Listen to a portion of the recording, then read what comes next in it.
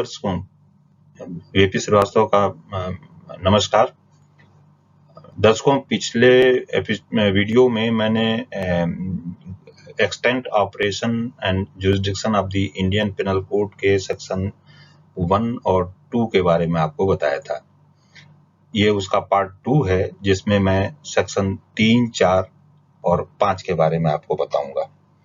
और जब हमने पिछले वीडियो में इसके बारे में जिक्र किया था सेक्शन 1 और 2 का, तो हमने आपको ये बताया था कि टेरिटोरियल जुरिसडिक्शन 2 तरह के हैं।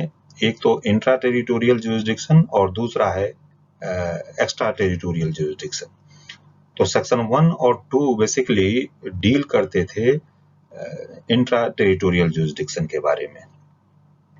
आज हम आपको एक्स्ट्रा टेरिटोरियल जुरिसडिक्शन के बारे में बताएंगे और यहाँ से सेक्शन 3, 4 और 5 जो इसको डील करती है, इस सारे सेक्शंस के बारे में भी बताएंगे।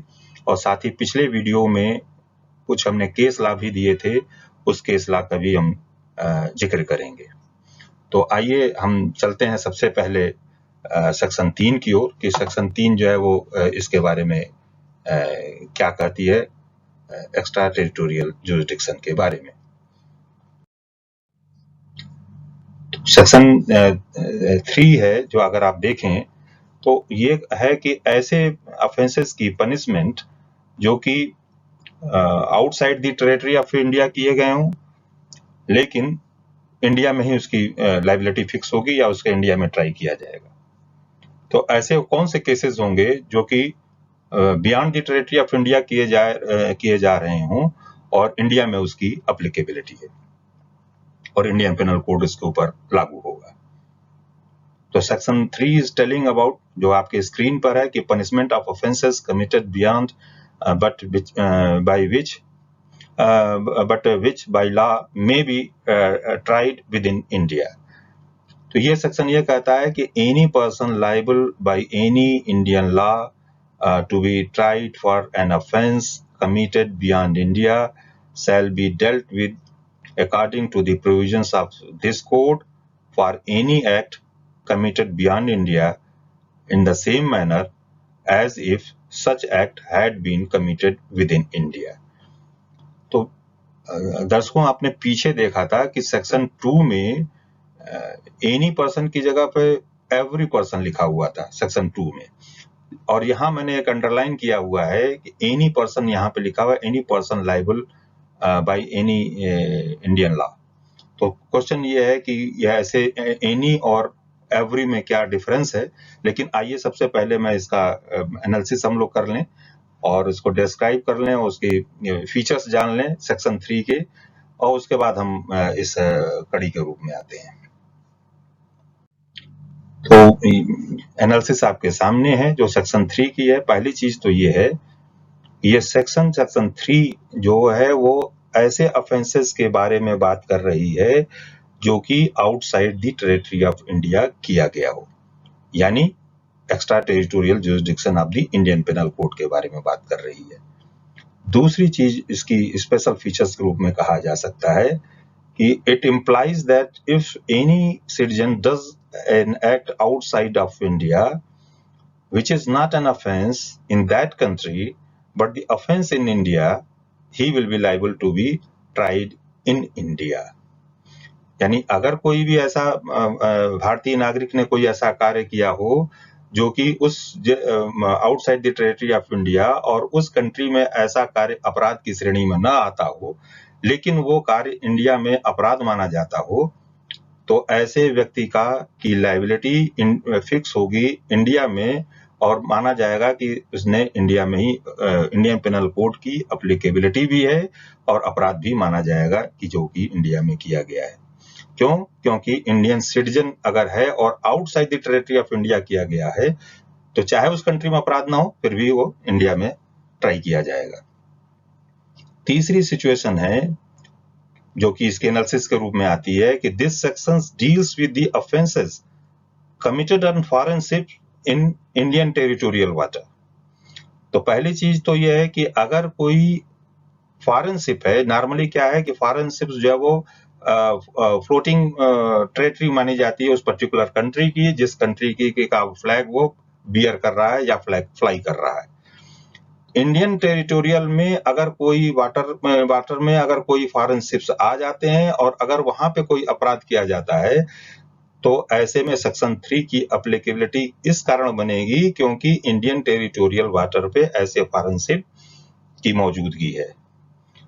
और अगर कोई ऐसे इंडियन शिप अगर कह लें कि इंडियन टेरिटोरियल के बाहर है, तब भी उसकी एप्लीकेबिलिटी बनती है क्योंकि वो ऐसे शिप जो है इंडिया में रजिस्टर्ड हैं।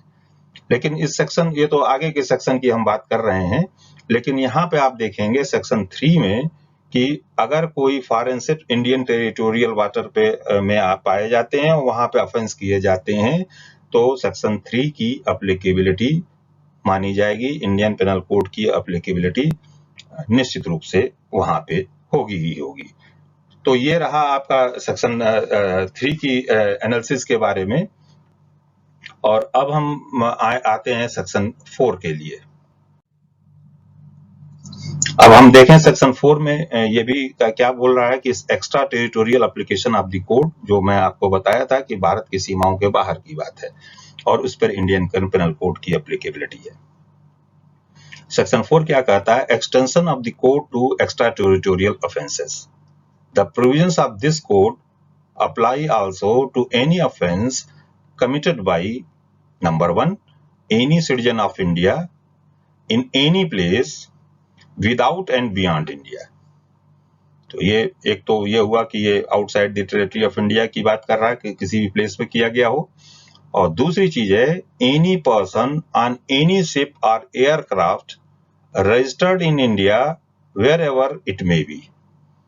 तो कोई भी ऐसा शिप या एयरक्राफ्ट जो कि रजिस्टर्ड में इंडिया में रजिस्टर्ड हुआ हो, तो वहां पे कोई भी ऐसा काम किया गया, ऑफेंस किया गया, तो भी उसकी लाइबिलिटी है, एक्स्ट्रा टेरिटोरियल जुरिसडिक्शन आईपीसी का अप्लाई होगा। और एक तीसरी सिचुएशन है कि any person in any place without and beyond India committed offence targeting a computer resource located in India. तो विदाउट एंड बियॉन्ड इंडिया यानी extra territorial operation of the Indian penal code होगा। अगर वो भारत की सीमा के बाहर भी ऐसा कोई ऑफेंस कर रहा हो जिसका टारगेट या ऐसे कंप्यूटर रिसोर्स के लिए हो जो कि इंडिया में लोकेटेड हो।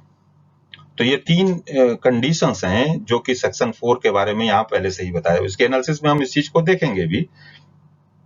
अब हम आए कि इसका एक्सप्लेनेशन में कि सेक्शन का एक्सप्लेनेशन वो क्या कह रहा है। कि पहला एक्सप्लेनेशन है कि the offence includes every act committed outside India which if committed in India would be punishable under this code. तो यह है कि अगर वो भारत की सीमा के बाहर किया गया हो, लेकिन अगर वो इंडिया में किया जाए तो वो पनिशेबल होगा, तो ऐसे में उसको ऑफेंस ही माना जाएगा। या ऑफेंस की डेफिनेशन को फर्दर क्लैरिफाई किया गया है। वैसे इंडियन पेनल कोड में अगर आप देखें तो सेक्शन 40 में ऑफेंस को डिफाइन किया गया है इंडियन पेनल कोड में। जो हम आगे डेफिनेशन क्लास में जाएंगे तो इस चीज को हम देखेंगे। हमारे यहाँ एक्ट को भी डिफाइन किया गया कि व्हाट इज कॉल्ड एक्ट, तो वो भी इंडियन पेनल कोड की डेफिनेशन क्लास में डिफाइंड है।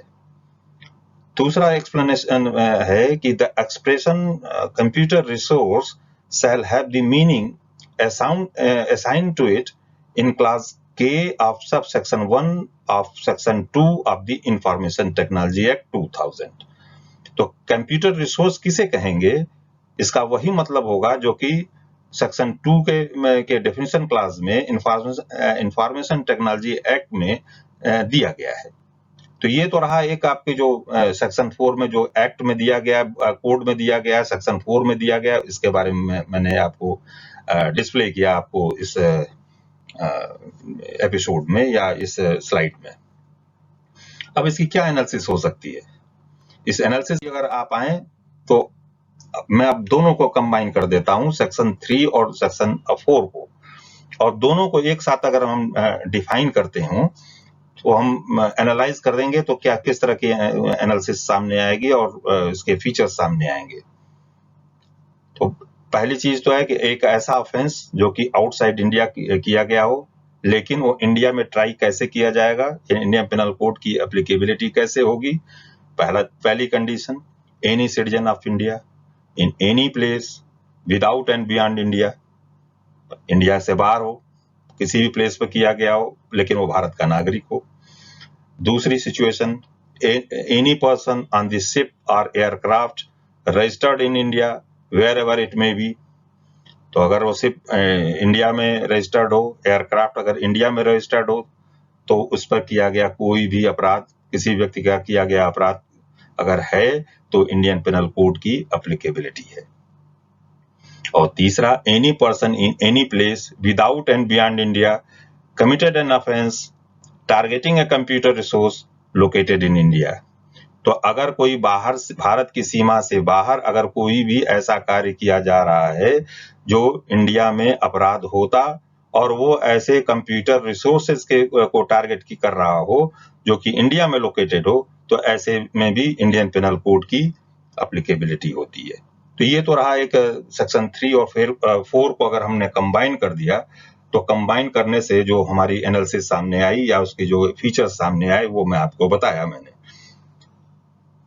और दूसरी सिचुएशन है कि अगर कोई एक ऐसी एनालिसिस के रूप में कि यदि कोई ऑफेंस इंडिया से बाहर किया गया हो लेकिन वो इंडिया में ऑफेंडर इंडिया में पाया जाता हो, तब क्या होगा। तो उसके दो एस्पेक्ट हैं। पहली चीज तो है कि जिस कंट्री में पाया जा रहा हो उसने जो है वो उसको हैंडओवर कर दिया हो इंडिया को, या इंडिया ने अपनी रिक्वेस्ट भेजी हो, उस रिक्वेस्ट को एक्सेप्ट करते हो उस पर्टिकुलर कंट्री ने उस ऑफेंडर को इंडिया में सौंप दिया हो या हैंडओवर कर दिया हो। लेकिन ये होगा कैसे? ये सारी जो प्रोसीडिंग्स होंगी वो एक्स्ट्राडिशन एक्ट के तहत हुई होंगी, और बहुत सारी कंट्री, हर कंट्री ने दूसरे कंट्री के साथ एक्स्ट्राडिशन ट्रीटी को असाइन किया है या उसको साइन किया है और उसको अडॉप्ट किया है। तो हम जो प्रोसीजर होगा कि कैसे रिक्वेस्ट जाएगी, हमारे यहाँ क्रिमिनल प्रोसीजर कोड में भी है, इनके सारे प्रोविजंस दिए हुए हैं। एक्स्ट्राडिशन एक्ट में क्या प्रोविजंस है, तो इन सारे चीजों को ट्रीटी क्या कहती है, इन सारे चीजों के जो बायलैटरल ट्रीटी है उसके आधार पे भी हम इस चीजों को डिसाइड करेंगे, और इस आधार पे ऑफेंडर को इंडिया में जब वो सौंपा जाएगा वो उस कंट्री के द्वारा, तो उसके ऊपर ट्रायल शुरू होगा इंडियन पेनल कोड की एप्लीकेबिलिटी होने के साथ साथ। लेकिन अब एक्स्ट्रा टेरिटोरियल जुरिसडिक्शन किस तरह से होगा, तो उसमें होगा कि he may be tried in India. तो अब यह है कि जहां उसे पाया जाए उस व्यक्ति को, ऑफेंडर को, एक तो है कि वो इंडिया में जब भी आए और जहां कहीं भी पाया जाए उसके ऊपर लायबिलिटी है। दूसरी है कि जब वो सरेंडर कर दिया गया हो उस पर्टिकुलर कंट्री के द्वारा एक्स्ट्राडिशन प्रोविजंस के तहत, तब भी उसके ऊपर इंडियन पेनल कोड की एप्लीकेबिलिटी होगी। अब हमारे यहाँ अगर हम देखें तो दो चीजें हैं। एक तो है कि सीआरपीसी के जो प्रोविजंस हैं, सीआरपीसी के जो प्रोविजंस है वो भी इसके ऊपर अप्लाई करते हैं, और वो कई डिफरेंट सेक्शंस के माध्यम से हैं। पहला तो जो कहा जाए तो यही है कि सेक्शन 179 की बात आती है। 179 ये कहती है कि offences triable where act is done or consequences ensues. तो और 188 इस बारे में बताती है कि सेक्शन की एप्लीकेबिलिटी क्रिमिनल प्रोसीजर कोड कब अप्लाई करेगा, कैसे ऑफेंसेस के लिए, अगर वो ऑफेंसेस आउटसाइड इंडिया कमिट किए गए हों, तो उसके बारे में सेक्शन 188 का प्रोविजंस अप्लाई करता है। और जब हम इस चीज की बात कहते हैं कि जहां वो कहीं व्यक्ति पाया जाए, तो उसके लोकल जुरिसडिक्शन में ऐसे व्यक्ति क्रिमिनल कोर्ट्स, उसको जो कॉम्पिटेंट कोर्ट होंगी, वो ऐसे केसेस को ट्राई करेंगी। लेकिन अब सवाल ये भी है कि जहां कहीं भी वो पाया जाए, तो पाया जाने का मतलब अगर वो उड़ीसा में पाया गया, कोस्टल एरिया में पाया गया, तो जिस पर्टिकुलर स्टेट में पाया गया वहां ट्रायल होगा। अब उस ट्रायल के साथ ये भी एक जुड़ा हुआ है, आप तो जानते ही होंगे कि क्रिमिनल प्रोसीजर कोड का एक प्रोविजन है जो कि ये कहता है कि पीरियड ऑफ लिमिटेशंस क्या होंगी ऐसे केसेस को देखने के लिए। तो ऐसे केसेस को पीरियड ऑफ लिमिटेशंस की जब हम कहेंगे, तो limitations for taking the cognizance, ये सेक्शन 468 सीआरपीसी में ये प्रोविजंस है तो उन प्रोविजंस को भी हम while taking into the cognizance of that particular offender, we will see the provisions relating to this. तो अभी हम ये तो एक बाईपासिंग मैंने जो बात आई तो उसके सामने साथ में आपको डिस्कस कर दिया। इसके साथ जब एक्स्ट्राडिशन की जो हमने पीछे बात करी, तो एक्स्ट्राडिशन क्या है, इस स्लाइड में हमने आपको बताया है कि extradition means the surrender of A fugitive offender by one state to another in which he is liable to be punished. तो सरेंडर उस व्यक्ति के द्वारा किया जाना चाहिए जो कि एक फ्यूगिटिव ऑफेंडर है, और surrender of a person whether a citizen और an alien is a political act done in pursuance of the treaty और in ad hoc arrangement between the two states. तो ये टू कंट्रीज के बीच में एक एड हॉक अरेंजमेंट है, चाहे वो कर लें कि एक्स्ट्राडिशन ट्रीटी के माध्यम से है कि किस तरह से सरेंडर किया जाएगा, क्या प्रोविजंस फॉलो किया जाएगा भी या नहीं किया जाएगा, ये सारी चीजें देखी जाएंगी। ये किस आधार पर या कौन सा इसका बेस है, जो क्रिमिनल हर लीगल प्रिंसिपल्स हर चीजों के लिए ही होते हैं। तो it is based on the principle that the crime should not go unpunished. ऐसा नहीं है कि एक कंट्री में अपराध करके दूसरी कंट्री में कोई ऑफेंडर चला जाए या भाग जाए और अपने आप को फिर वो उसको अनपनिश छोड़ दिया जाए। और इसको अनपनिश नहीं से बचने के लिए ही ये एक्स्ट्राडिशन के प्रोविजंस एप्लीकेबल रखे गए हैं या बनाए गए हैं या ट्रीटी बनाई गई है। The procedure for securing the extradition of a person from India is to be found in the Extradition Act 1962, जो हमने कुछ समय पहले आपको बताया। अब जब बात ये सारी एनालिसिस आपने सेक्शन 3 और 4 की आपने समझ ली, और साथ ही आपने ये देखा कि अगर वो अपने आप इंडिया में आता है तो भी उसकी पनिशमेंट है जहां कहीं पाया जाएगा, और जब जहां कहीं पाया जाएगा तो सीआरपीसी के प्रोविजंस भी आपको एप्लीकेबल होंगे। 179 बी, 188 बी, 468 के प्रोविजंस को भी हम ध्यान में रखेंगे। इस पे अब केस है एक रेमिया versus inspector of police 1993, criminal law journal 1998। इस केस में ये देखा गया था कि एक इंडियन सिटीजन ने दूसरे इंडियन सिटीजन को का मर्डर कर दिया था जो कि एक फॉरेन कंट्री में था। अब पुलिस ने ऐसे केसेस को इंडिया में रजिस्टर करने से मना कर दिया, ये कहते हुए कि ये ऑफेंस जो है outside the territory of India हुआ है, इसलिए यहाँ पे केस रजिस्टर नहीं किया जा सकता। तो ऐसे में कोर्ट ने क्या हेल्ड किया या क्या उसकी प्रिंसिपल ऑफ लॉ उसने लेट डाउन किया कि रिफ्यूजल वाज इलीगल। क्यों?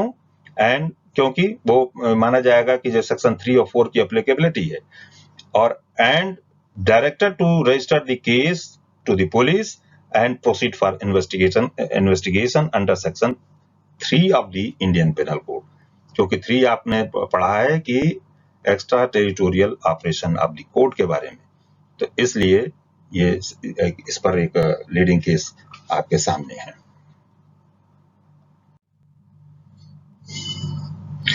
अब जो मैंने पीछे थोड़ी देर हमने पासिंग बाय रेफरेंस के तौर पे कहा, तो हमने इसके बारे में भी इसको थोड़ा सा स्लाइड के रूप में आपको समझाने की कोशिश की, बहुत सी चीजों को जो कि पीछे आपके हमारे बातों में सामने आया था।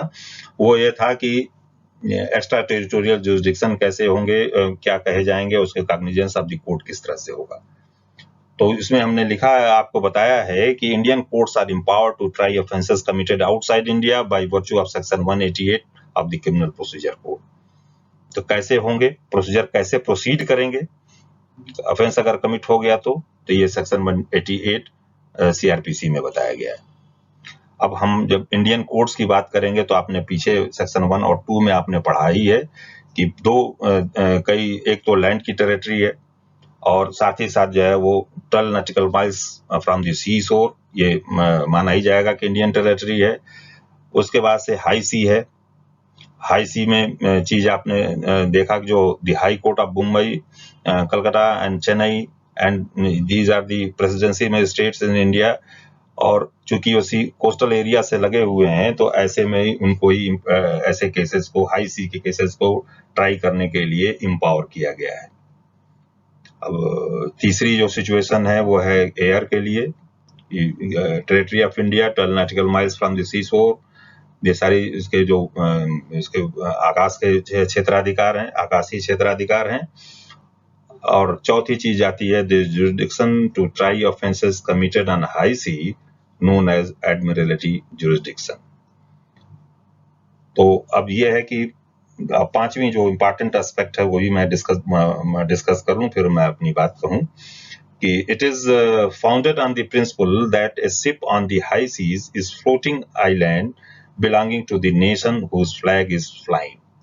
जो हमने कहा कि जब जिस कंट्री हाई सी में, जैसे सब हाई सी किसे कहते हैं, अगर हम ये प्रश्न हो कि हाई सी कहा जाए तो हाई सी किसको कहेंगे, तो हाई सी की अगर हम बात करें तो दो चीजें सामने आती हैं कि हाई सी किसे एक तो यह है कि 12 नॉटिकल माइल्स, जो हमारी 12 नॉटिकल माइल्स हैं वो 12 नॉटिकल माइल्स कहाँ से कहाँ तक हैं, आपने देखा कि सी शोर से 12 नॉटिकल माइल्स तक।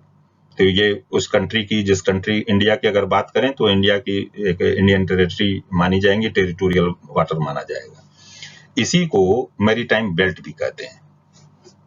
और उसके बियॉन्ड अगर हम जाएं तो ये आपके हाई सी के लिए माना जाता है।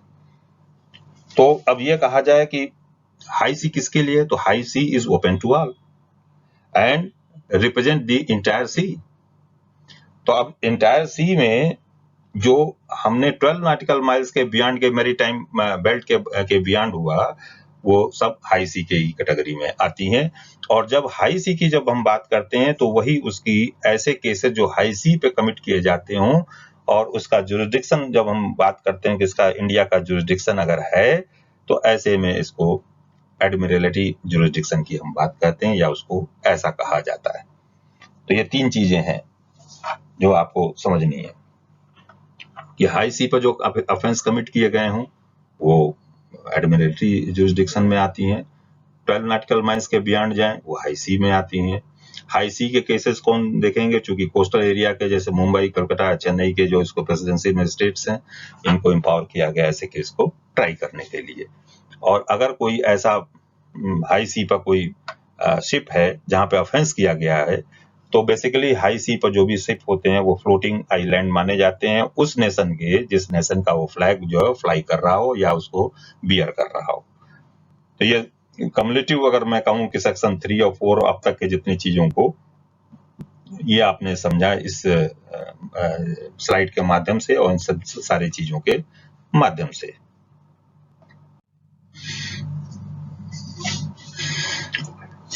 अब हम थोड़े से कुछ केसेस के बारे में भी कुछ जिक्र कर लें या ऐसे कंडीशंस के बारे में भी जिक्र कर लें एक्स्ट्रा टेरिटोरियल जुरिसडिक्शन के बारे में। तो इसमें पहले एक हमने मेंशन किया आपको offences committed on Indian ship, तो चाहे वो इंडियन सिटीजन हो या आउटसाइड दी इंडियन सिटीजन हो या एलियन हो, सबकी लायबिलिटी फिक्स होगी tried by the Indian court. दूसरी है कि offences committed on foreign ship in Indian territorial water, तो भी इंडियन टेरिटोरियल वाटर में तो भी इंडियन पेनल कोड की एप्लीकेबिलिटी है, उसका एक्सटेंट है, उस सीमा तक उसकी सीमाएं इंडियन पेनल कोड की सीमाएं वहां तक भी। तीसरी चीज एक आती है कि एयरक्राफ्ट के बारे में, तो एयरक्राफ्ट के offence committed by any person on any aircraft registered in India wherever it may be. तो ये हमने पहले भी बताया था कि अगर कोई भी ऐसा एयरक्राफ्ट या शिप इंडिया में रजिस्टर्ड हो तो ऐसे में ऐसे केसेस को इंडियन पेनल कोड की एप्लीकेबिलिटी है। कुछ केसेस ऐसे भी हैं जहां पे पायरेट्स अटैक करते हैं, समुद्री जो इसको कहा जाए कि पायरेट्स हैं या एक डकैत उसको माना जाता है, समुद्री डकैत अगर हिंदी में कहें तो उसको ऐसा कहा जाता है। और कई बार पायरेसी जो ऐसे शब्दों के लिए इस्तेमाल किया जाता है। हालांकि ये पायरेसी कई बार इन्फ्रिंजमेंट के संदर्भ में, इंडियन इंटेलेक्चुअल प्रॉपर्टी राइट्स के इन्फ्रिंजमेंट के संदर्भ में भी आजकल एक स्लैंग के रूप में बोला जाता है कि वो पायरेसी शब्दों का इस्तेमाल किया जाता है। तो पायरेसी बेसिकली क्या है कि जो पायरेट्स होते थे वो जो भी किसी भी स्टेट्स के जो वेसल्स, जो शिप्स जो जाया करते थे, तो उनको वो लूट लिया करते थे। तो ऐसे में वो पायरेट्स की कोई नेशनलिटी नहीं हुआ करती थी कि उसके नेशनलिटी चाहे वो कोई भी हो, उसकी नागरिकता कोई भी हो, चाहे वो इटली का हो या वियतनाम का हो या चाइना का हो या इंडिया का हो, लेकिन उसकी कहाँ ट्राई किया जा सकेगा अगर ऐसे पायरेट्स पकड़े जाएं।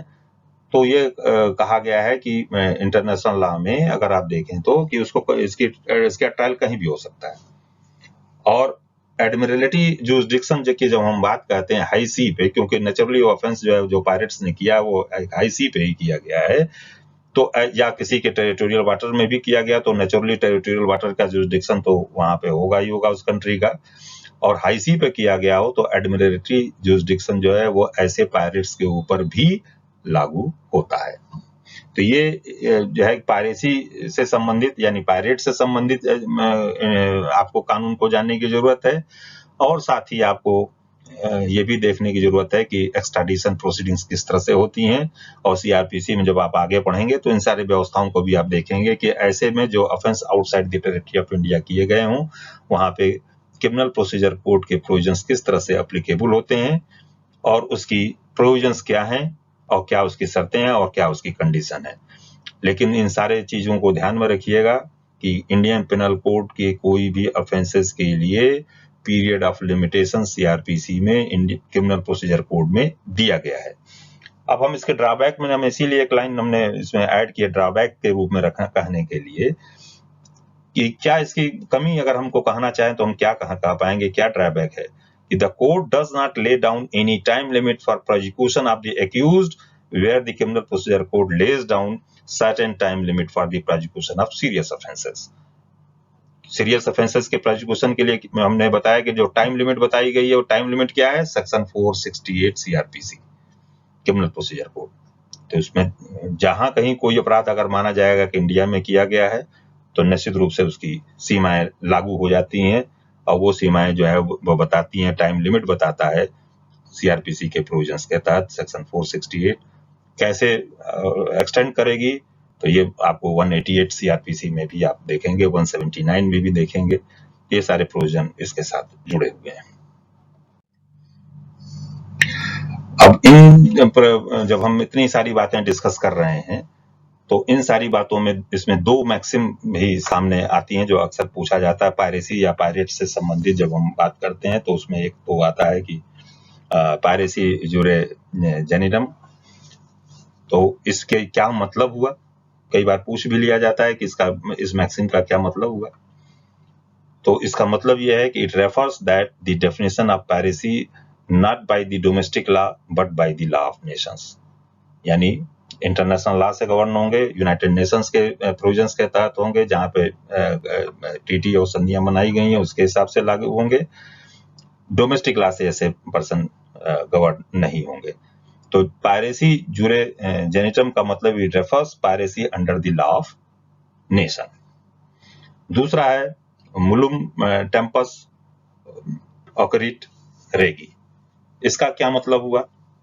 इसका मतलब हुआ कि the right of a state to prosecute an accused is not barred by the lapse of time.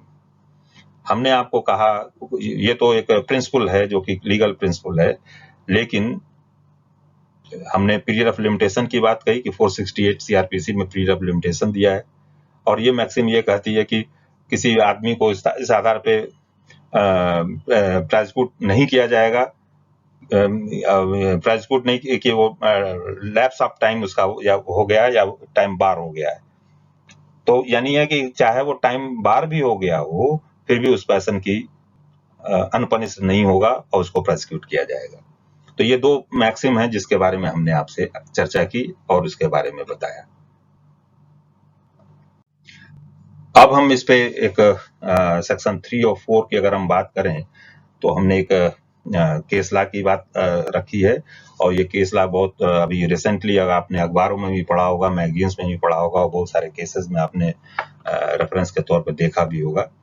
मैसिमिलियानो Latorre and others versus Union of India 2012 का केस है, और जिसको एनरिका लैक्सी केस भी कहा जाता है।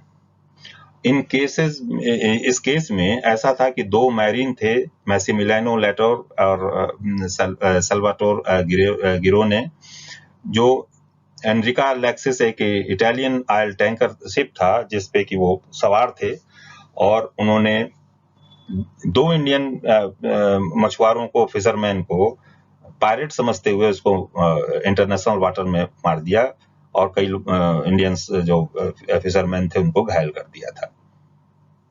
इंडिया में जब को जानकारी हुई, उसने शूटिंग को उसने की कॉग्निजेंस ली और उसे ये कहा कि ये इंडियन वाटर में उसके शूटिंग की गई है, और उन 2 जो मैरिन थे उनको उन्होंने हेल्ड अप किया और साथ ही उनको कस्टडी में लिया, और उसके ऊपर केरला पुलिस ने एक केस FIR भी रजिस्टर किया। लेकिन बाद में वो दोनों गिरफ्तार भी हुए खैर, लेकिन इसके साथ ही उन्होंने रिट पिटीशन एक फाइल किया जिसमें उन्होंने FIR को कैश करने के लिए फाइल किया था केरला हाई कोर्ट में। और जब उन्होंने ये कहा कि इस FIR को इस ग्राउंड पर उसने कैश करने की बात कही कि भाई हम अपराध हुआ था और जो इंसिडेंट हुआ था वो 20.5 नॉटिकल माइल्स के पास हुआ था, जो कि कोस्ट एरिया से दूर था, तो 12 नॉटिकल माइल्स से बियॉन्ड था, तो इसलिए इंडियन ज्यूरिसडिक्शन इसके ऊपर अप्लाई नहीं करता है। ये बात मानते हुए उन्होंने ये प्ली अपनी रखी थी FIR को क्वैश करने के लिए, लेकिन उस रिट पिटीशन को क्वैश कर दिया गया और ये कहा गया कि सेक्शन 2 इंडियन पेनल कोड की एप्लीकेबिलिटी बनती है।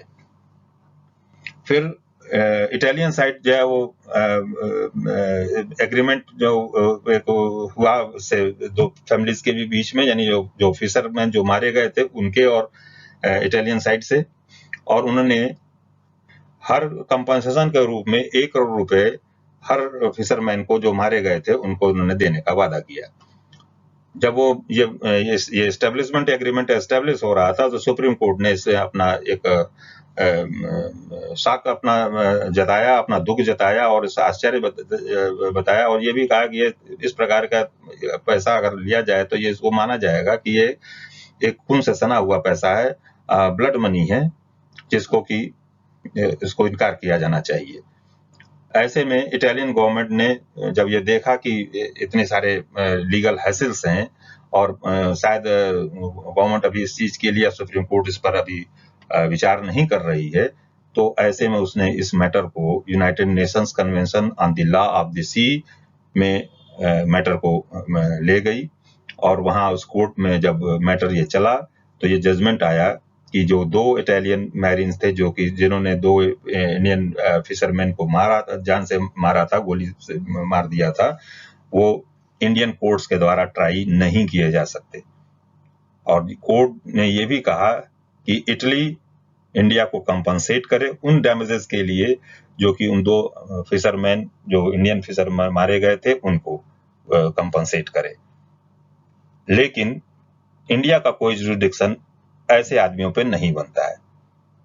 और ये भी कहा कोर्ट ने कि it is up to the India and Italian government to decide the amount of compensation warranted in this case. तो उन्होंने ये गवर्नमेंट के ऊपर छोड़ दिया कि इस पे क्या फैसला होना चाहिए।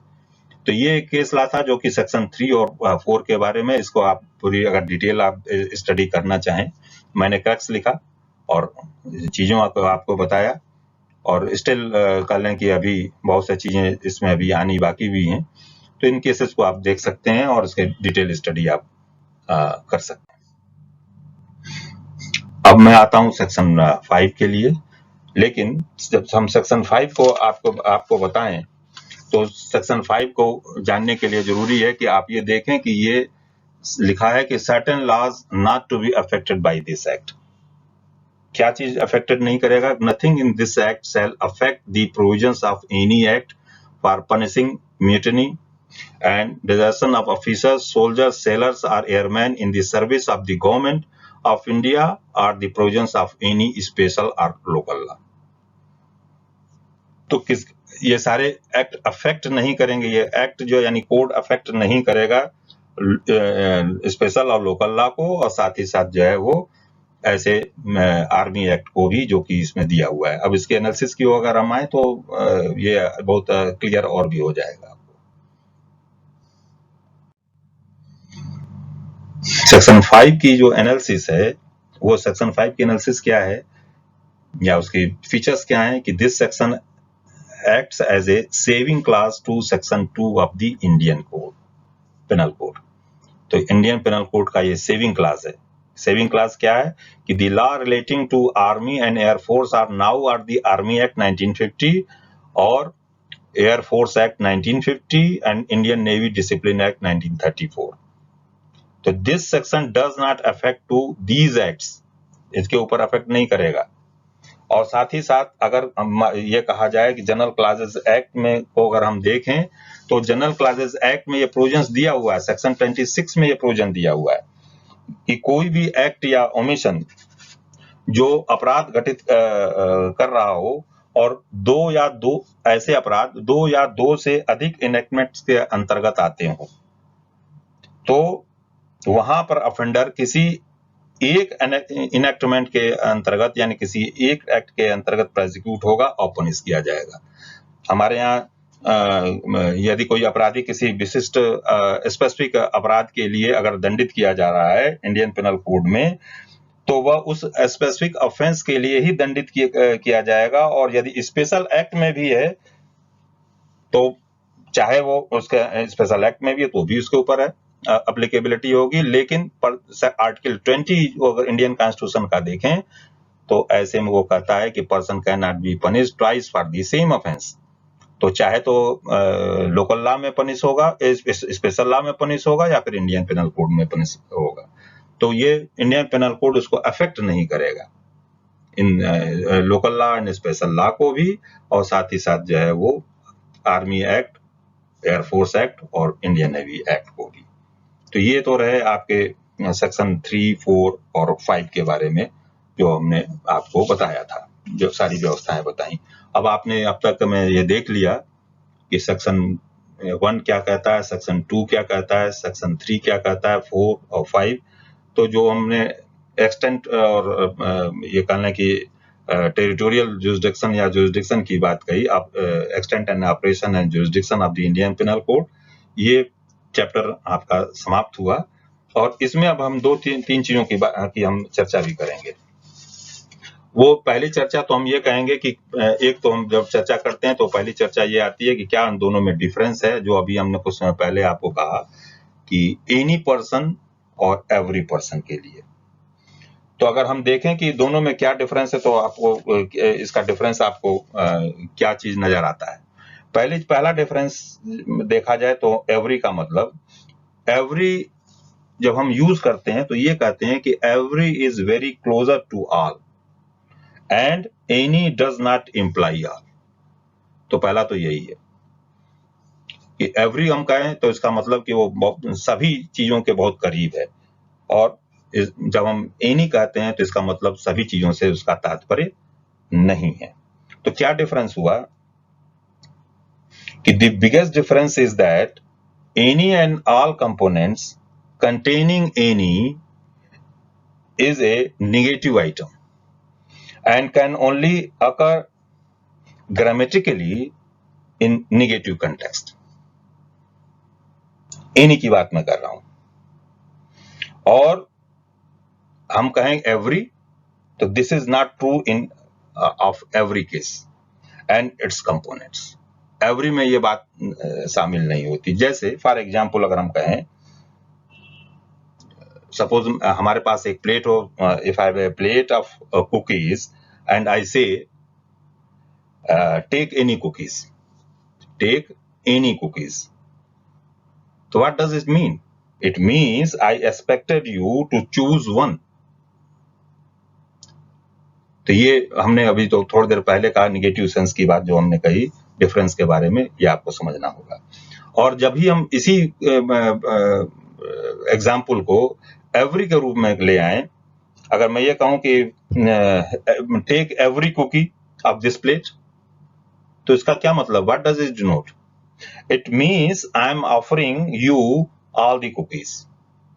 तो ये एक कहना कि एनी और इसका डिफरेंस आपको समझ में आना चाहिए, एनी और एवरी के लिए। और यही चीजें हम सेक्शन 2 में देखा जाए तो एवरी है, और सेक्शन 3 और 4 में देखा जाए तो एनी है।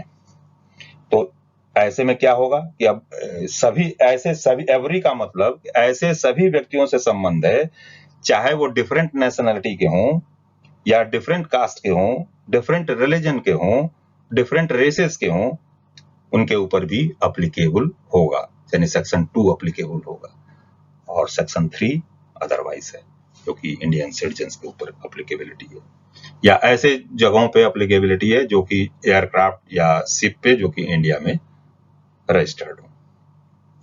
तो ये सारी चीजें अभी आपने देखी।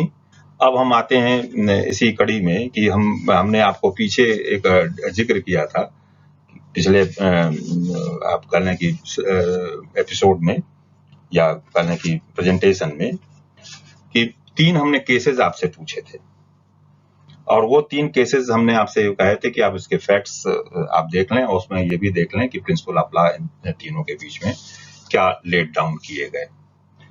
तो आपने मुझे उम्मीद है कि आपने उस केसेस को पढ़ा होगा और प्रिंसिपल ऑफ लॉ आपने देखे भी होंगे, लेकिन जस्ट हैव ए लुक, मैंने बहुत तेज मैंने इसको एक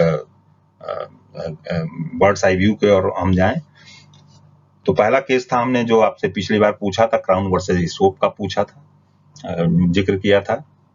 इस केस में जो फैक्ट्स थे वो एक विदेशी नागरिक ने एक अननेचुरल ऑफेंस एक ऐसे इंडियन शिप पर किया था जो कि सेंट कैथरीन डॉकयार्ड में मौजूद था। उस पर्सन का ये तर्क था या उसका ये प्ली था कि वह एक विदेशी है और उसके कंट्री में ये जो उसने ऑफेंस किया है, जो अननेचुरल ऑफेंस किया है, वहां पे वो अपराध नहीं है, इसलिए वो उसको दंडित नहीं किया जाना चाहिए। लेकिन उसका यह तर्क अमान्य कर दिया गया, माना नहीं गया, और कोर्ट ने यह कहा गया कि चूंकि अपराध इंडियन शिप पर किया गया था जो कि भारतीय क्षेत्र में ही माना जाएगा और वह अपने द्वारा किए गए अननेचुरल ऑफेंसेस के लिए जिम्मेदार होगा इंडियन पेनल कोड के तहत, और जो उसके रेलेवेंट प्रोविजन है इंडियन पेनल कोड के वो इसके ऊपर अप्लीकेबल होंगे।